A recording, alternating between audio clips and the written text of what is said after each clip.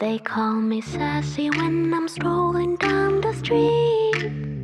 They call me classy when I'm serving just the best. I can be deadly when I find somebody lovely. And now I'm ready like a kitty in a dress.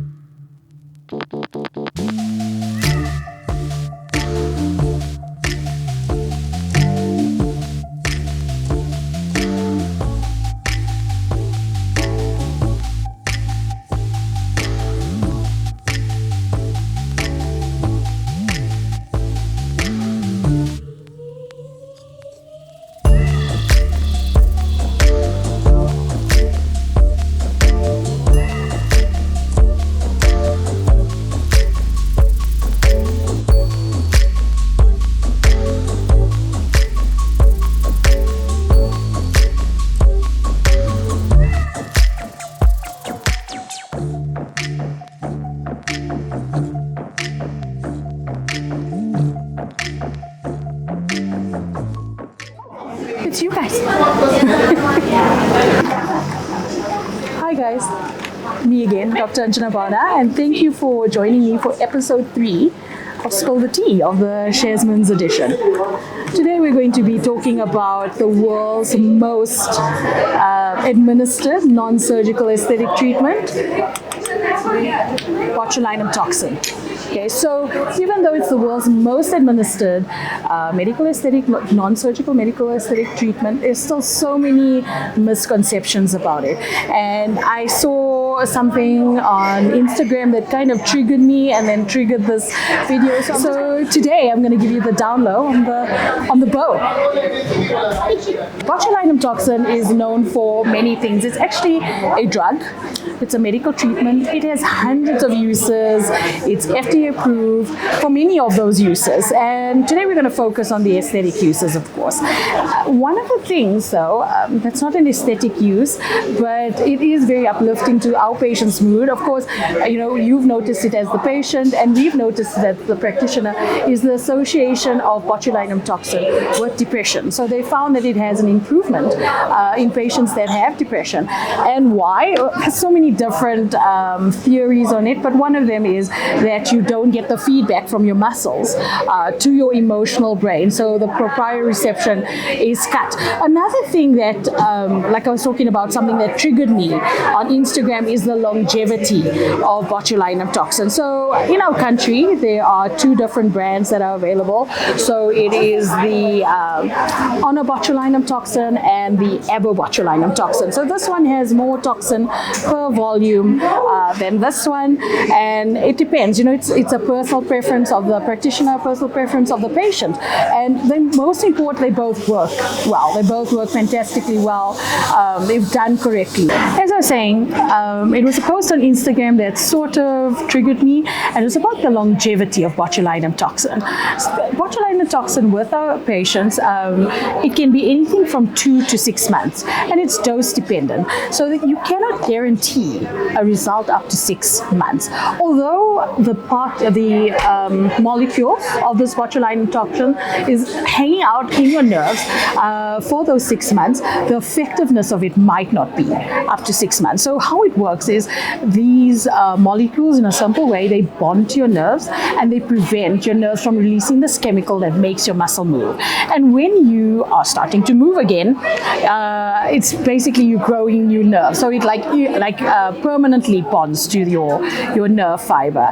And when are the best results? So you start seeing your botulinum toxin work from 3 to 5 days, maximum results at 14 days, and you look your best at 4 to 6 weeks. So that's when your botulinum toxin looks its absolute best. But then you start to have a little movement from say 8 weeks onwards, and so you're not, I think this is where the misconception is. You are not frozen for those full 3 to 6 months. You will have movement, and the first time you have a treatment, it probably won't last as as long as the second and third time. And if you do it progressively, your muscles get trained and they also get a little weaker, so your results last a little longer. So the important thing is to be consistent with your treatment. Also, the other important thing is the dose. It's a medication. It is a Schedule 4 drug, so it's the same as an antibiotic. If you don't take your 500 milligrams per dose, you won't get that result. And it's the same thing with botulinum toxin. So each muscle requires a certain number of units or a certain dose to have its best effect. If we skimp on the doses, you'll have an effect depending, and it also might not last as long. So the average dose, the average FDA approved dose for cosmetic use for a woman would be 64 units. So men sometimes require more because their muscles are maybe more active, they're bigger, they're stronger muscles.